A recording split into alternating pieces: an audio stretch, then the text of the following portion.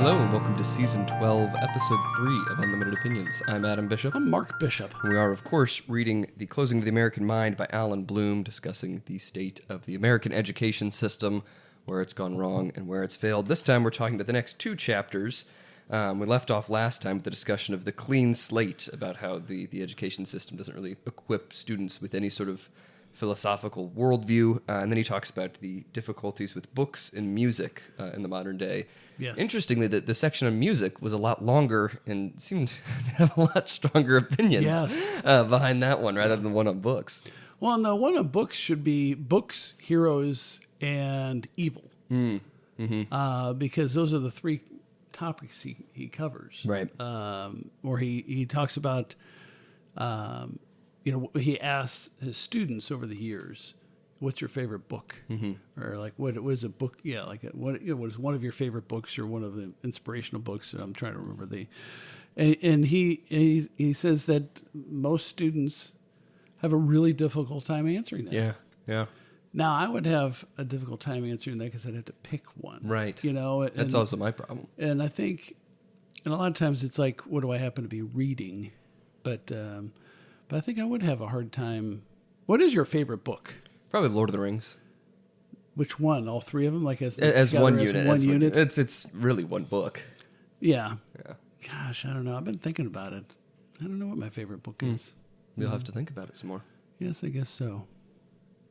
I like this one little tiny pamphlet type book that I think I have down in the basement. It's a more modern dialogue about death and dying, where a philosophy professor is visiting a coworker who's an atheist, and she's dying. I think it's a she. I'll have to reread that. And he's trying to save her soul type of thing, or convince her that there is a God. And interesting. They go back and forth, because then she gets tired and he has to leave and then come back for another interlude. So it's a well written. Do you know who it's by? Yeah, I don't know. It's in my stuff down in the basement, or it better be. But that I always liked that. Interesting. Interesting. I'd have to say nothing from Plato. Yeah, you don't like him. No, you really don't. But I don't know what books. Like I'm thinking, his question is kind of like, what book would you reread? Yeah. And those are few and far between for me. Yeah. That's a good question. But I like the examples he gives. He says, sometimes one student will say the Bible. There's always a girl who mentions Ayn Rand's The Fountainhead, a book, although hardly literature, which with its sub-Nietzschean assertiveness excites somewhat eccentric youngsters to a new way of life. A few students mention recent books that struck them and supported their own self-interpretation, like The Catcher in the Rye. But he continues, he says, basically they're just not educated. Yes. Like in the books. Yeah, like and it's the curriculum, that the one of the books I really remember, and I would reread it again, is A Separate Peace, which was a novel about a couple young guys at like boarding school, and that was very good. In fact, I bought it for Jonah or Eli, and they didn't read it. It's probably sitting in this house somewhere. Like, I always thought it was very good. I like he uses this analogy. Imagine a young person walking through the Louvre, but they don't have any of these, understanding of the historical characters. And he says all he sees are colors and forms, modern art. Right. That's a really good way to put it. And it's I'm reminded of these man on the street interviews where they ask people about different things, and they just don't have any foundation. Yeah, they don't have any context to put anything in.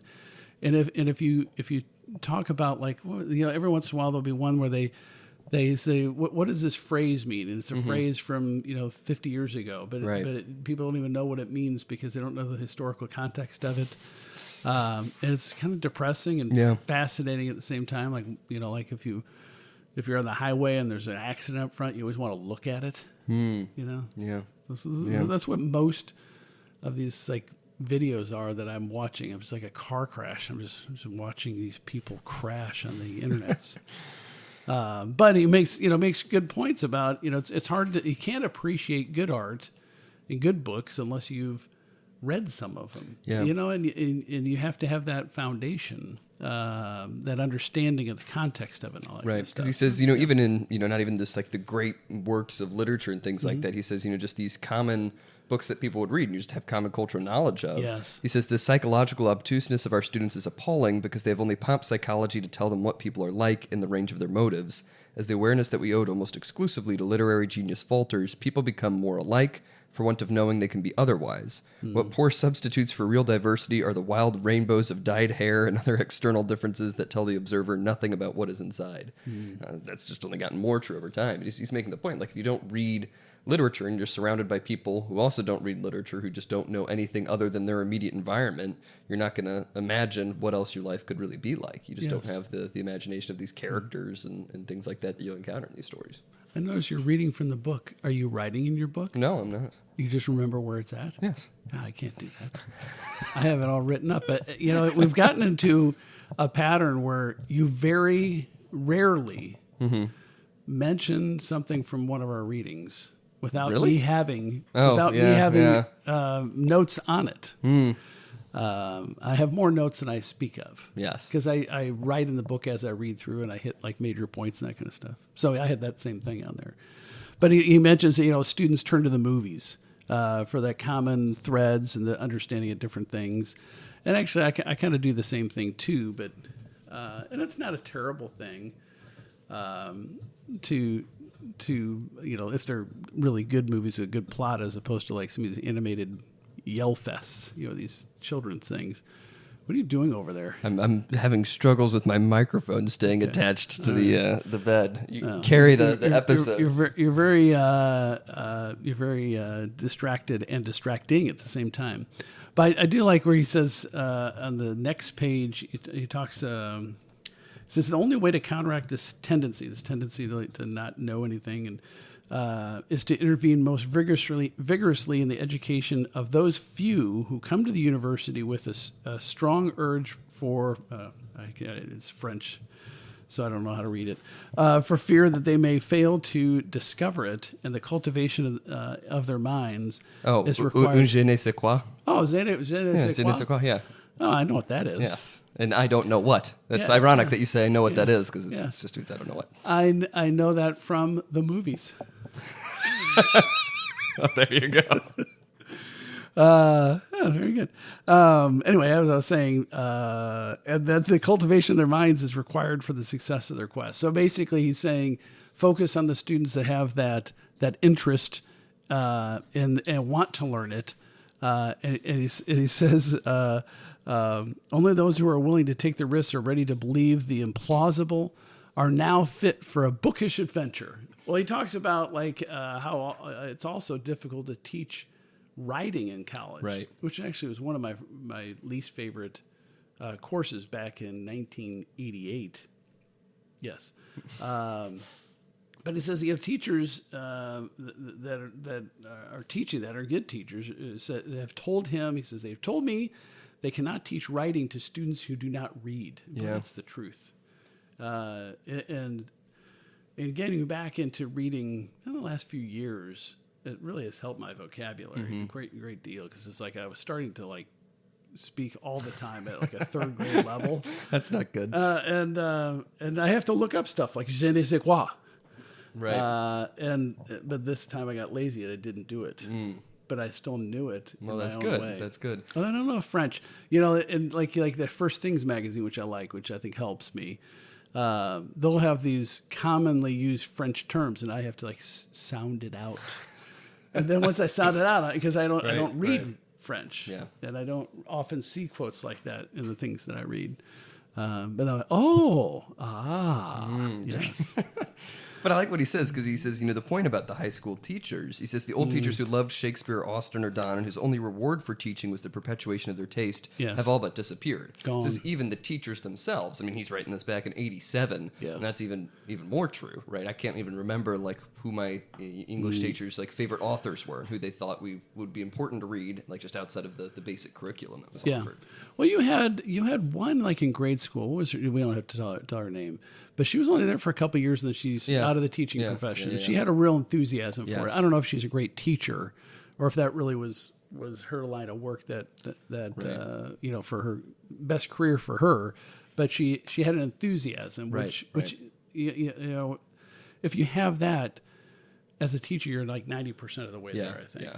No, I agree. But there's a lot of teachers. I can say this as a teacher, Yes. because Speaking from experience. because now, yes. because it, you know, like, if you're a member of the group, you can insult the group, Right, even right. unfairly. Yes. You have immunity. Yes. So I'm a teacher, and I can say that there's a lot of really stupid people that are teachers. Yeah.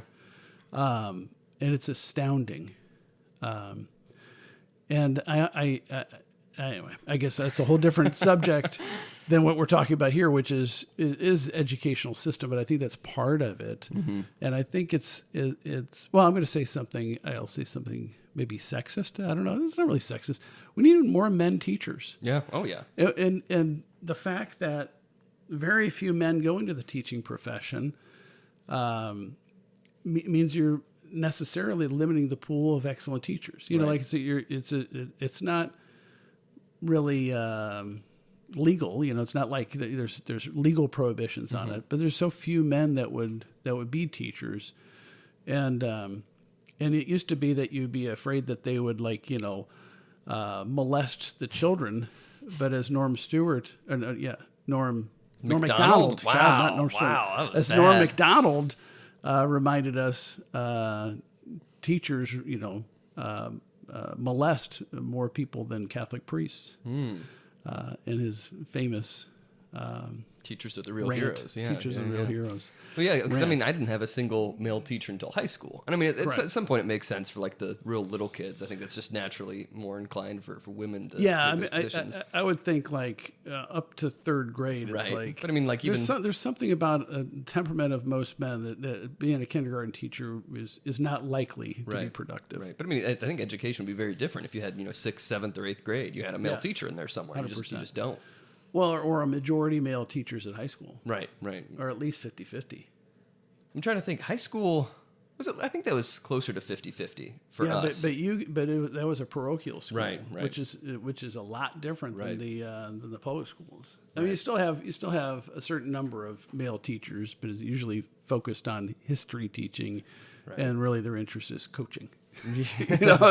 So the that's gateway to be a high school coach is to be a history teacher or a physical education teacher. Well, speaking of men and women, his next quote here says, "The latest enemy of the vitality of classic text is feminism." Feminism. And really his point is here just the literary criticism, like this Yes. quote, concentrated on the private, the intimate, the feelings, thoughts, and relations of individuals, really reducing to the status of a literary convention of the past, the fact that the heroes of many classic works were soldiers and statesmen engaged in ruling and faced with political problems. He says so much of the literary criticism of what you get when you're taught isn't about the big political narratives and the heroes and the figures, but it's more about, well, what can you take away from this text? What is the individual experience? And some of that is good. Yes. I mean, not to say that the individual, you know, isn't present in the text, but in a lot of these great works, it's more so these bigger questions. He refers to it as the democratization of the university. It's right. You don't have an idea of the big, like, sort of power dynamics in a lot of these texts. Yeah, they also want to deconstruct the motives of the author and all that kind of stuff, which is not, I don't think it's productive at all, because it doesn't really matter. And then he talks about the next section. I think we can go into go is ahead. he asks, well, who's your heroes? And of course that begs the question, why should anybody have heroes? And when I was reading through this, or right before, or maybe right after, I haven't watched Joe Rogan that much lately, but I watched most of the interview with Bernie Sanders. So Rogan used to be a Bernie bro years ago, and now I don't know what he is now, but He's his own thing. but he had Bernie on, and I think he's had Bernie on before. Bernie Sanders, senator, independent socialist senator from Vermont, I think. Yeah. And I was listening to it, and I've seen other excerpts from the same interview. And of course, Bernie's 83, so I think he has slowed a little bit. Yeah. But he's still pretty sharp. You know, I don't think he's incompetent like Biden was. Right. But I was thinking, you know what, Rogan is making the mistake that people have cautioned about. Don't meet your heroes. You know, and he's talking to him, and at one point Bernie's going on about global warming, and then Rogan points out that there's a study recently that, in the big scheme of things, because I don't know who's talked to Rogan, because I thought he was a climate guy a few years ago. I mean, like a year, maybe 2 years ago, but he's been evidently reading up on it, because he's like, well, yeah, but there's heat periods and there's cold periods, there's ice age, right. there's, the warming periods. And actually, if you look at it in the big scale, and he pulls it up, he says, we're actually in a cooling period. Right. And then in the last 10 or 15 years, which I've been squawking about for a while, the temperature's actually gone down, and so it's like, well, wait a second, this is not an immediate crisis. So he mentions that to him as an aside, and then Bernie's talking about campaign finance, this and that, and then Joe says, well, all these billionaires, because he's on that oligarchy tour. Yes, of course. And he says, well, how much money do the millionaires and billionaires give to the Democrats? He's like, yeah, she had like 2 times as much money. Right. She had like a $1.5 billion for like 2-month campaign. Yeah. And he's saying it as gentle as I've ever seen Rogan say it to anybody. And I don't know this, but I got this feel like he's like, like here's this guy that he really believed in before, and he's just speaking in platitudes. And he was very polite, and he didn't say that to him. Right. But I think we all kind of felt it as he's interviewing this guy. Oh my gosh, he's one of them. It's like he's one of the pod people or something. Yeah, because at this point, relatively speaking, Bernie isn't even the craziest, even economically on the left. Because now you have even more avowed socialist who's probably going to be mayor of New York here pretty soon. Yeah, well, that's an opportunity for somebody like Bernie if he's sharp about it. Because then he could say, well, look, I'm not crazy. I just think that we should have, socialized medicine or whatever his thing is. Anyway, so... But the author talks about, he talks about TV personalities and that kind of stuff. And I thought the one thing he didn't really get into as much as I was expecting him to is the rise of the anti-hero in the 60s and 70s of pop culture. And that was a real, like I grew up watching old movies from the 40s and 50s with my dad. And my dad always had problems with some of the movies I liked from the 60s because they were all, and he said this, he said, they're all anti-heroes. Why can't we just have heroes? Right. And I was like, oh, Dad, there's complex and, there's conflicted people. And, and that's true to an extent, but I think is one of those things that, you find out your dad is more right about than wrong. Because it's like, we do need heroes. We every hero is going to have flaws. Yeah. Like Achilles had that one little spot where you can get. Every hero story has something, except for Jesus. But every human hero, or even fictional mythological hero character, has flaws. Right. But now there's so many of them that are anti-heroes, where it's like the hero is a bad person. Yeah. They even had that. There was a show. It ran for a few seasons. That was it called Lucifer? He was Satan. And he was working with this detective to solve crimes. Yeah, of course. I think it was called Lucifer. I forget what it was called. I've seen the excerpts of him. Some British guy, because, of course, Lucifer's going to have a... Yes, very posh British. Yes, posh. Yes, That's exactly. But no, because I like what he says. He says, utopianism is, as Plato taught us at the outset, the fire with which we must play because it's the only way we can find out what we are. We need to criticize false understandings of utopia, but the easy way out provided by realism is deadly. As it now stands, students have powerful images of what a perfect body is and pursue it incessantly, but deprived of literary guidance, they no longer have any image of a perfect soul, and hence do not long to have one. They do not even imagine that there is such a thing. He says, I think that's kind of the point you're getting at, is now every character is a flawed character. You don't have even any semblance of even remotely, really just very good character, at least in popular media. That's what I'm saying. It's not that they have flaws. I'm saying it's more than that. They're like bad people. Right. No, I agree. Like, wait a second. A heroic figure is one that makes the ultimate sacrifice, or risks it all type of thing for a good reason, a good cause, and all that stuff. Anyway, so who's your hero? Oh, I don't know. Well, great. I don't know either. Yeah. Like historical figures. I like I like historical figures that really that knew they were going into the abyss and they did it anyway. Like Leonidas of the 300 fame. Leonidas, yeah. However you pronounce it. That was pretty cool. Where he's like, we're going to hold back the horde to give it more time, and because we said we would, and I like that. Yeah, that's pretty cool. Yeah, that is pretty cool. Yeah, that's good. But then he concludes this section, but what you mentioned earlier, because he has a third question: who do you think is evil? He says, of course, the immediate response is Hitler. He says Stalin is hardly mentioned, but then after him, a couple people will mention Nixon. And he says, they have no idea of evil. They doubt its existence. Hitler is just another abstraction, an item to fill up an empty category. Yes. I think that's very true. And I think he's right about this, in that if there is sort of like a contemporary mythology, if there's like an understanding of the world, then the real Satan figure now for most people is Hitler. Yes. Is that if you have to compare anyone to something evil, right? You don't have these literary works. You often, don't have a Christian background. You can't say, well, that person's like Satan. They're acting evilly. They're acting despicably. It's always, well, that person is acting like Hitler. Right? Yes. He has taken the new spot of just the ultimate evil. Yeah.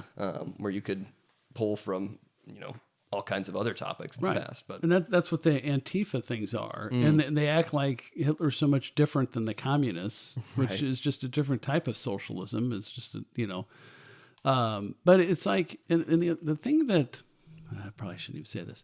Uh-oh. The thing about Hitler is that, is that he was not, he didn't fool the German people. Mm-hmm. They were enthusiastic. Yeah. He was a product of his times, just like, what's his name? Jefferson Davis, the Confederate president, was a product of his times. It doesn't excuse him, Jefferson Davis, of responsibility in the defense of slavery and all that kind of stuff. But I'm not excusing Hitler for being a horrible person, but it's not like, he was an aberration within that society. That was the problem, right? Is that there were so many racist and so much hatred for Jews at the time, and so it's like I think by demonizing as a singular evil entity Hitler, you're otherizing evil. Like we couldn't do that. Our society couldn't do the horrible things that Hitler made the Germans do, so to speak. Right. And, the whole, I was just filing orders, but I'm going to mention COVID, which I haven't mentioned a long time. But boy, that really brought it home to me that, like, there are people among us that would put us in camps, and they would say, I was just following orders. If they lost the war, that would be their defense at the war crimes tribunal. Well, I was just following orders, just like the Nazis. And anyway, so it still bothers me we haven't had any recriminations. But that concludes the section on books. It was only a few pages. Yes, the music one went on for a long time. And his overarching point here is that music has now replaced books in many ways. It's replaced sort of a focus for the soul, if you will. And that, the students now, I think this is still true, are absolutely obsessed with music. More. Yeah. He's mentioning then, the Sony Walkman, which was revolutionary at the time. I mean, there were boom boxes in the 70s and 80s, but then the Walkman were the headphones, which were really clunky and didn't have great sound.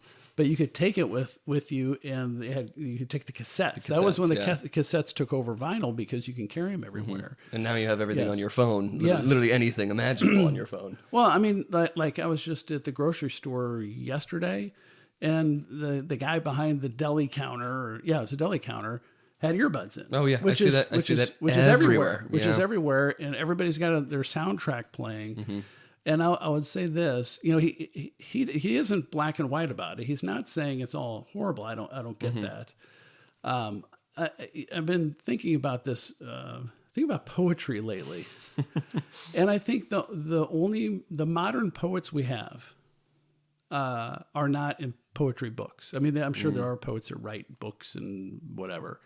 They're really music. Yeah.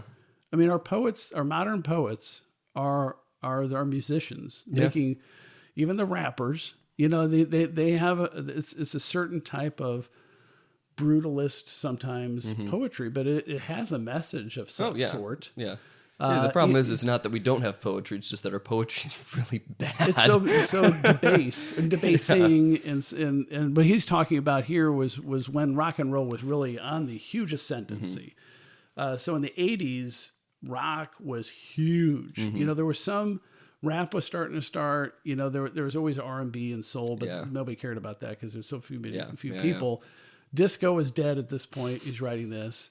At least we thought it was. And it came back with a roar, so to speak. But now it's like rap, pop, R&B, whatever you want to call it. And rock is a mini genre. I mean, there's not many. Right. I don't know who would be like a common rock artist. Yeah, I don't know. Well, I guess he's. You mean you have some that are kind of less pop, like Greta Van Fleet is probably the biggest. Yeah, they're kind of stereotypical. Maybe. I mean, there are other bands, you know, that still play instruments and stuff. But what he's talking about as far as music and the modern poetry and how important it is to our society, I think it's 100% right. Because I thought it was really interesting because he says in some ways like this is a return to you know the past in a way because he says you know the few generations before this just did not care about music at all. At least in sort of his understanding of things, is you just did not have a close consideration of it. But now it's come up so much that you've kind of diverted things. And he mentions at one point, I'm forgetting where this is, but he talks about, you know, Plato's Republic. He says, you know, Plato spends a big portion. Yes, I see it now.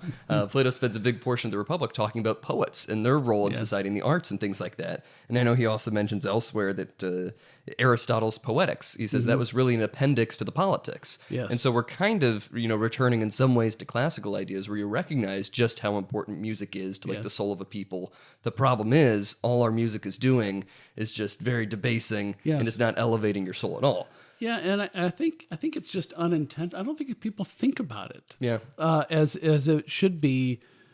Well, I mean, maybe some of the writers of the songs are thinking about that, but it's usually about sex and love, or what passes for love these days, and violence. Yeah. But there's still some, you know, and that's what I love about this William Shatner album. This is brilliant poetry, and your mother got me the vinyl album for Has Been, and if anybody has not listened to that album all the way through, you're missing out. Yeah. Fantastic. Yeah, well, I mean, that is true poetry. Yeah. It's like spoken word, but set to music. Yeah, but that's kind of my problem with like not paying attention to what the lyrics are saying. Because I listen to a lot of the blues and soul and stuff, and usually I listen to music. I just do not listen to the lyrics at all. Yes, I'm listening for the instruments, for the solos and things like that, because I really enjoy just that genre of music. Every once in a while, I'll really listen to the lyrics of some of these songs. And it's my woman cheated on me. I'm going to go kill myself. And it's like, oh, okay, that's what I've been listening to. Yeah. Well, like Jimi Hendrix, Hey Joe. Yeah. Where are you going with that gun in your hand? Ooh, yeah. Which that wasn't written by Jimi Hendrix. Really? Yeah, that was, let me look it up. It wasn't a Dylan one, was it? No, it was some minor guy that was like let me double check just to make sure I'm not making things up. But... yeah, let's see. Hey Joe. There's so many times I think the artist did it, and it's a cover song. I didn't even know the original, or somebody else wrote it. It was originally by Billy Roberts, some guy recorded in either 1961 or 1962. So yeah, much earlier.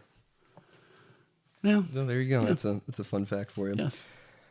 But yeah, he goes on and he really kind of repeats himself quite a few times. He's clearly very passionate about this. Yes, 100%.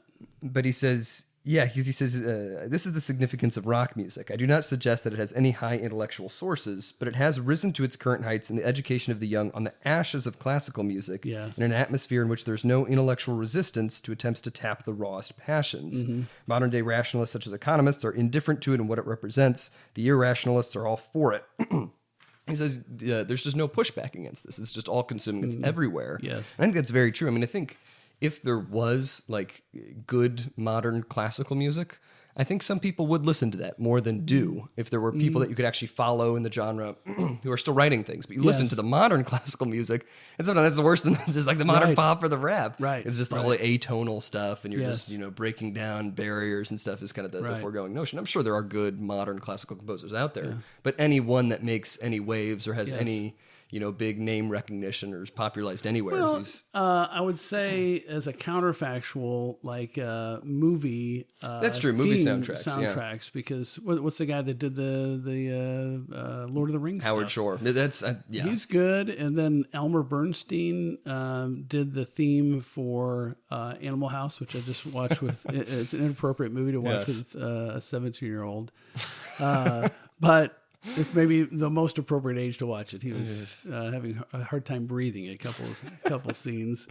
Him and then the Star Wars guy. Yeah, John Williams. Yeah, John Williams. So that there's some modern That's classical true. stuff, That's I guess. true. And I will say, the Lord of the Rings soundtrack, I think, is just amazing just as a work of art in itself. I think that really stands just on its own as a piece you can listen to apart from the movies. But I was listening to music when I was reading this in a Breadco, Panera, coffee shop, bakery or whatever they're called, sandwich shop. And I had earbuds in, of course, but that's really self-defense because I don't like hearing people when I'm anywhere. But when I'm reading, and Panera's been bad about that with like loud talkers into phones. Like they're talking to someone that's not there.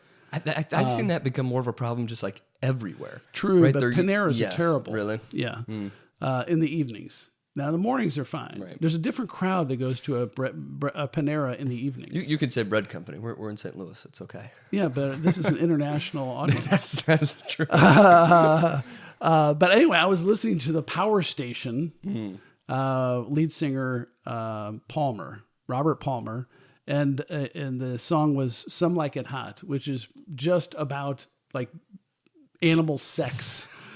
It's a really catchy tune. And I was thinking, this is kind of ironic. I am guilty of what this author is decrying. Yeah.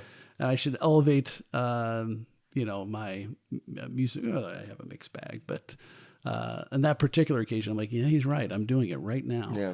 And I think it's gotten a lot worse though, because the availability of the earbuds and to be able to have those in your ears without being overtly insulting to whoever you're with. And so, people in your generation, they're always listening to something. Oh yeah, I don't know if it's music or podcasts or whatever, but they're plugged in. Yeah, and I could be guilty of it too. Like if I'm walking to class or something, or if you're working out, or if I'm working in my in office. Well, I'm alone by myself basement, at that point. But it's like I see people who have earbuds in class. Yeah, like as they're supposed to be listening to a lecture, they'll have one earbud in, or like you said, people who are working or something where they have to regularly deal with people. They're not on their own. Yes, and they just have something playing. That's crazy to me. I would never do that. If someone's talking to me, I take my earbuds out immediately. I find it very distracting. Yeah. Yeah. Maybe they got something going on. But then he's, what else does he talk? He talks about Marcuse and his, is Herbert Marcuse like the worst person in the history of the world? I mean, they talk about Hitler, but who's more destructive to the world, Marcuse or Hitler? Hard to say, in terms of, Who's the other guy that was a French guy that was like a pedophile or something? Isn't there, or is it Marcuse I'm thinking of? It might be. I mean, I don't know. But yeah, I mean, in terms of impact of their ideas long term, I think Marcuse has absolutely destroyed modern society, or the people who have sprung out from his ideas. Yes, where he's kind of combining Marx and Freud, and for like the worst Frankenstein's monster ever created. Right. Then the author goes on and talks about Mick Jagger for like 3 pages. Yeah, I thought this was funny. Mick Jagger was quite a prominent person in the 80s. They hit big. I mean, they were from the 60s into the 70s and the 80s. They were superstars, and Mick Jagger was famously at the time kind of ambidextrous with his sexuality.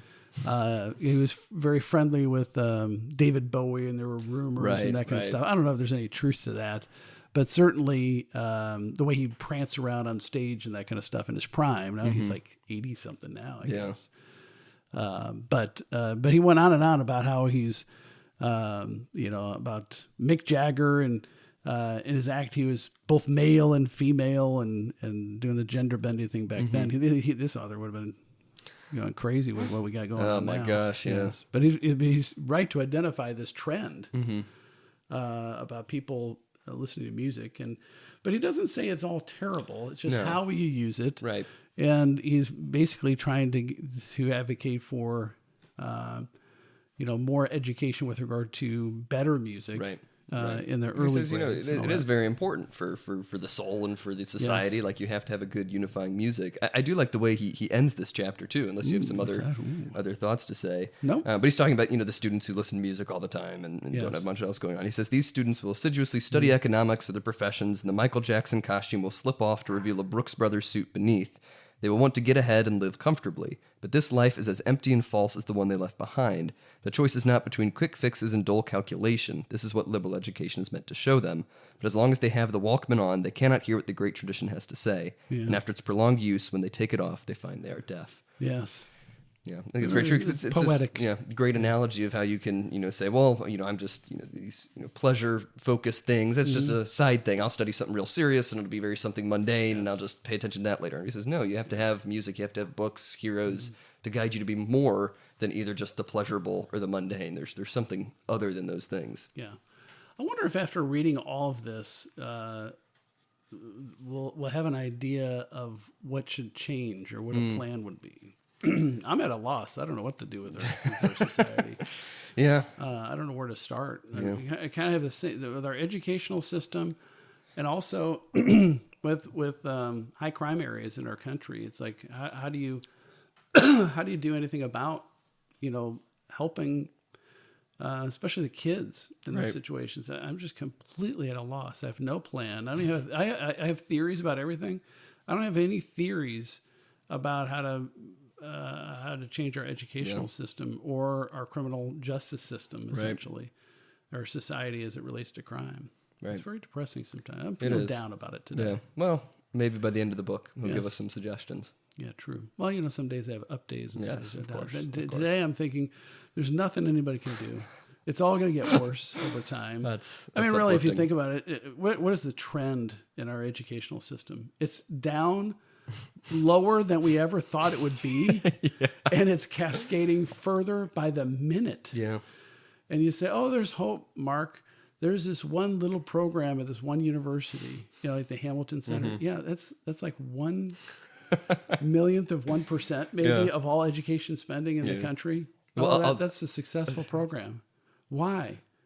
Because it's going to, like 100 people in the next 2 years will go through that program if they're lucky. Mm-hmm. Out of how many millions of people in this country? Yeah. That's I'm getting depressed. Yeah, that's really depressing. Yes. To end on a happier note, which is not happy at all, I'll tell the story that I told you about my time at this seminar about the lovely mural that I saw. Why well, the seminar was great. The seminar was one of those things where it's an uplifting thing. It was with the Witherspoon Institute on Natural Law and Public Affairs, and with some really great professors.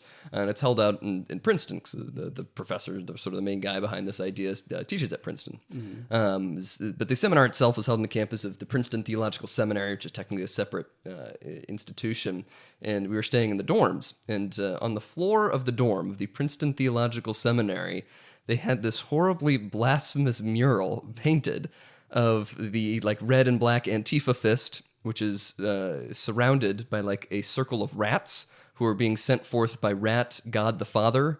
One of the rats is Jesus with wounds in his hands and his side. One rat is in the gay colors. One is transgender. One is has no hind legs and has wheels instead, I guess, for disabled people. One is a hearing aid.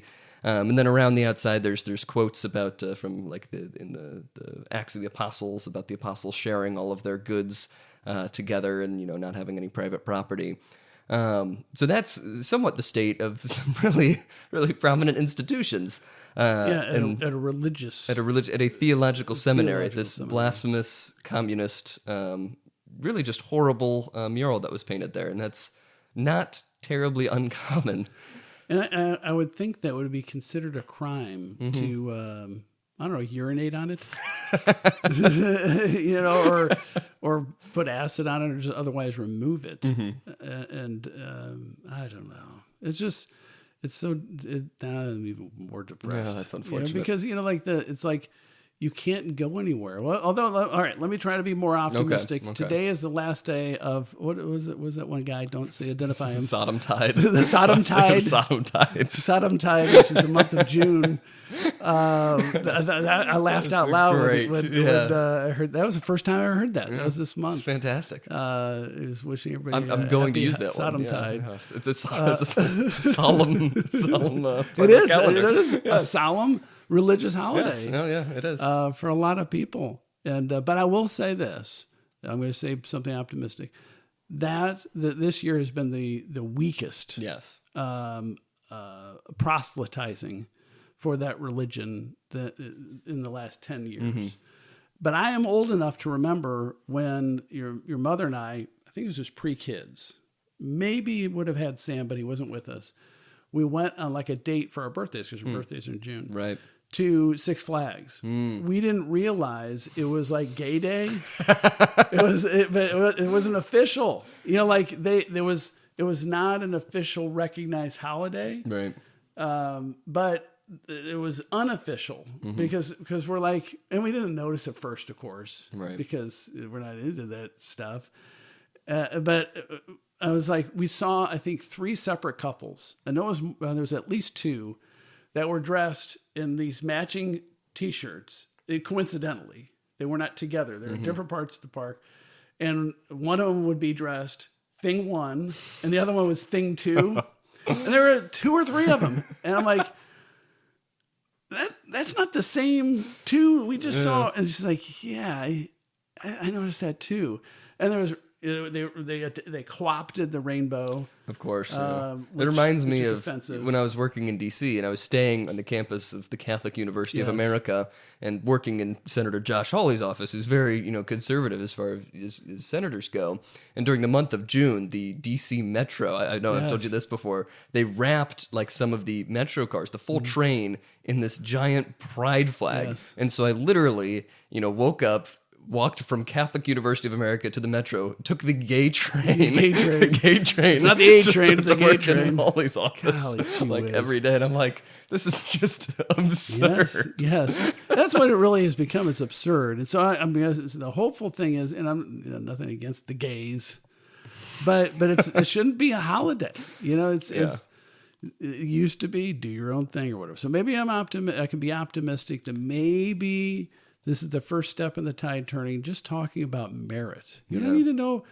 I don't want to know the sexual life of heterosexual married couples. Yeah. I don't want to know. I like to think that my friend's kids sprung out of the ether, or delivered by a stork. I don't want the visual. It's irrelevant. They're your children, right? Yeah. So why would I want to know, like, I'm binary? I don't care. Why are you sharing this with me? I am now grossed out. Yeah. Not just because I don't even know what that means, really. They don't either. It's like, what? Why do I have to know that about you? Yeah. All right. Why isn't the assumption we're all celibate, right? I'm, by choice or not, I don't ever give it any thought. Yeah. About anyone ever about what this holiday forces the concept into my head. Yes. Oh, I do that to him. I'm like, I don't need to know that. Yeah. Can't you just be friends? Can't you just be roommates in an apartment? I don't need to know more than that. Yeah. You have the same mailing address. Yeah. Why do I have to know about what goes on back there? Yeah. I don't know. I don't care. Yeah.